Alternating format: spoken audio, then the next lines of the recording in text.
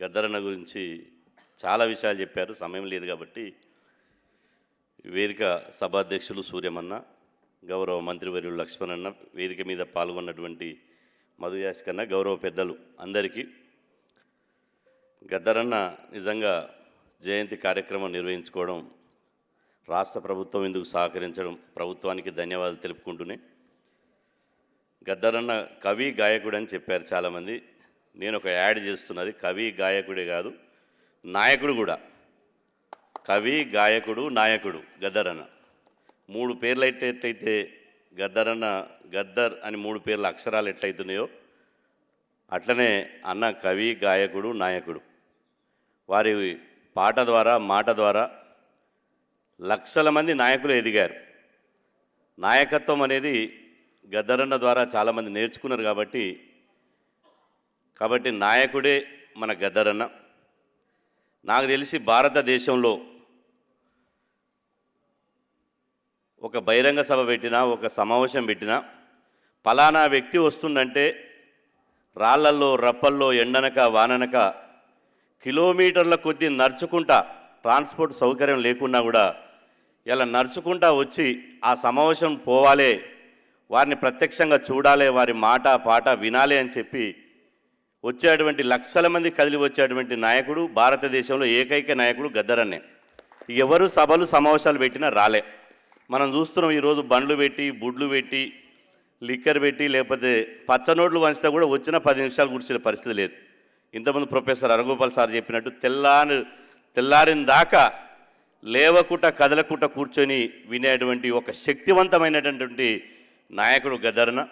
అట్లాంటి నాయకుడు రేపు భవిష్యత్ తరాలకు వారి స్ఫూర్తిని, వారి ఆశయాలను అందించాలంటే, ఒక హిస్టారికల్గా వారి పేరు నిలబెట్టాలంటే గద్దర్ కల్చరల్ అకాడమీని ఏర్పాటు చేయాల్సినటువంటి అవసరం ఉంది. ప్రభుత్వం మొన్న అందశ్రీ గారి పట్ల ఇలా ఎంతైతే వారి దాన సంస్కారాల విషయంలో ముందుకు తీసుకుపోయి గట్కే సార్ దగ్గర ఆ కార్యక్రమం చేసి వారి స్మృతి వనాన్ని ఏర్పాటు చేసిందో, ఇక్కడ కూడా గద్దరన్న గారి స్మృతి వనాన్ని ఏర్పాటు చేయాలి. ప్రభుత్వ భూములు ఇంతకుముందు చెప్పారు ఎందుకు లేవన్నా, ఇప్పుడు గాంధీ మెడికల్ కాలేజ్ ఎప్పుడైతే ముషిరాబాద్ జైలు దగ్గర గాంధీ హాస్పిటల్ పోయాదో, ఇప్పుడు గాంధీ మెడికల్ కాలేజ్ ప్లేసు ఖాళీగా ఉండదు.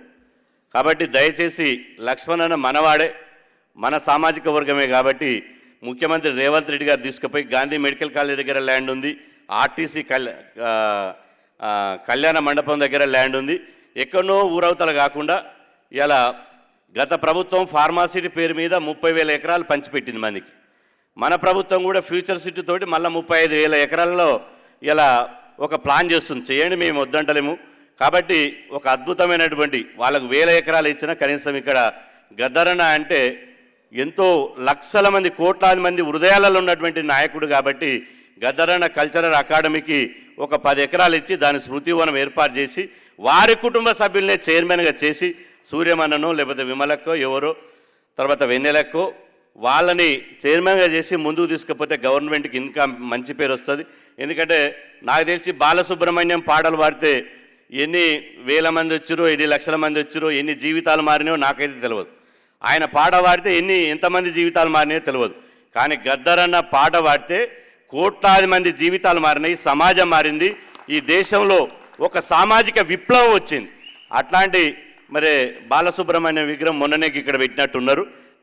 మా పృథ్వన్న గట్టిగానే అరుచుకున్నాడు. కాబట్టి మేము ఏమంటలేము, దానికి కూడా మేము వ్యతిరేకిస్తలేము. ఇది సందర్భం కూడా కాదు. వారి విగ్రహాలు, ఆంధ్రోల విగ్రహాలు, వీరి విగ్రహాలు పెట్టేదానికంటే గద్దరన్న బరాబరు 10 ఎకరాలు పెట్టి, అది 30 కోట్లు పెద్ద సమస్యన. 3 లక్షల కోట్ల బడ్జెట్ ఇది.